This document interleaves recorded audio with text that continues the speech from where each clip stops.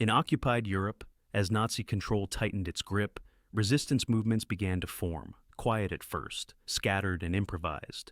But soon they became networks of defiance, sabotage, and survival. These were not organized armies with uniforms and tanks, but farmers, students, teachers, and workers, all risking everything to fight back.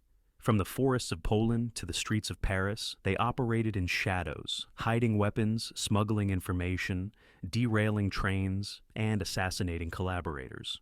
In France, the resistance grew from underground newspapers and small sabotage acts into a full-fledged force that would one day rise to assist the Allies during the liberation. In the Soviet Union, partisan fighters waged a brutal guerrilla war behind German lines, disrupting supply chains and harassing retreating forces. In Yugoslavia, Tito's partisans became a powerful army in their own right, fiercely battling the Axis and eventually playing a decisive role in liberating the region.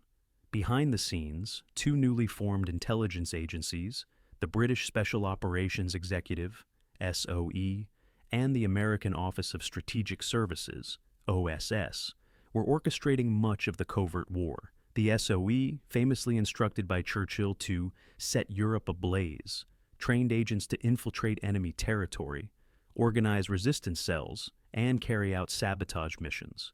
These operatives parachuted into France, Norway, Greece, and beyond, often working with locals and relying on coded radio messages and secret drop zones.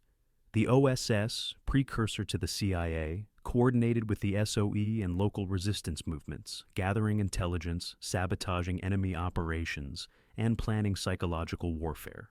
They recruited a diverse mix of linguists, scientists, escape artists, and even Hollywood filmmakers to help craft deceptive operations. Many of these missions were dangerous, and the cost was often high. Captured agents were tortured and executed. Entire villages were massacred in retaliation for resistance activity. But, despite the risks, the resistance didn't stop. Their courage helped pave the way for D-Day and the ultimate collapse of Nazi Germany. And though their victories weren't always on the front pages or battlefield maps, their impact was immense, woven into the very heart of how World War II was won.